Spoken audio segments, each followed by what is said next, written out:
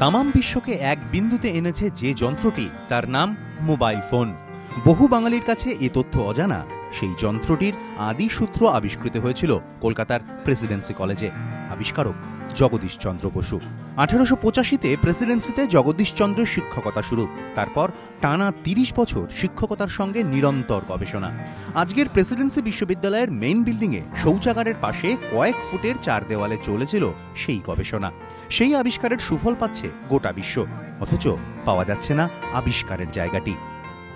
আমরা যেখানে দাঁড়িয়ে আছি এটাই প্রেসিডেন্সির মেইন বিল্ডিং। প্রেসিডেন্সিতে কথিত আছে এখানেই কোনো একটা ছোট্ট ঘরে গবেষণা চালাতেন আচার্য জগদীশ চন্দ্র বসু। হারিয়ে ফেলা যে ঘর খুঁজতে ব্যস্ত এখন প্রেসিডেন্সি। যেসব যন্ত্র ব্যবহার করতেন জগদীশ চন্দ্র, তার রেপ্লিকা পর্যন্তও নেই প্রেসিডেন্সিতে। স্মৃতিচিহ্ন বলতে রেজিস্টার খাতায় প্রাক্তন অধ্যাপকের নামটুকু। তিনি যে জায়গাটায় গবেষণা করতেন সেটা মেন বিল্ডিংয়ের কোনো একটা জায়গায়।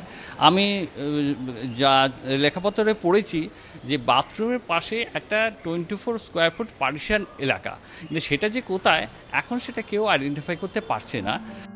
এই বিস্তৃতি পর্বে হঠাৎ চোখ খুলে দিল মার্কিন মূলকের একটি ইমেল। যে সূত্রের চিহ্ন হারিয়েছে প্রেসিডেন্সি, সেই সূত্রের জন্যই স্মৃতি ফলক আসছে বিশ্ববিদ্যালয়ে।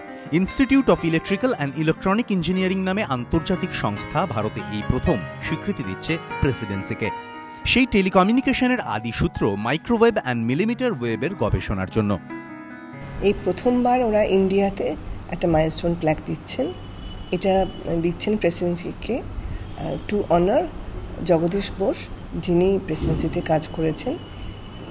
মেইনলি জগদীশ বোসের মাইক্রোওয়েভ অ্যান্ড মিলিমিটার ইঞ্জিনিয়ারিংয়ের যে কাজটা, সেইটা রেকগনিশনে ওনারা এই প্ল্যাকটা দিচ্ছেন। স্বীকৃতির ইমেল সম্বিত ফিরিয়েছে প্রেসিডেন্সির। জোর খোঁজ শুরু হয়েছে জগদীশ চন্দ্রের গবেষণাগারের। 15ই সেপ্টেম্বর আসছে স্মৃতি ফলক।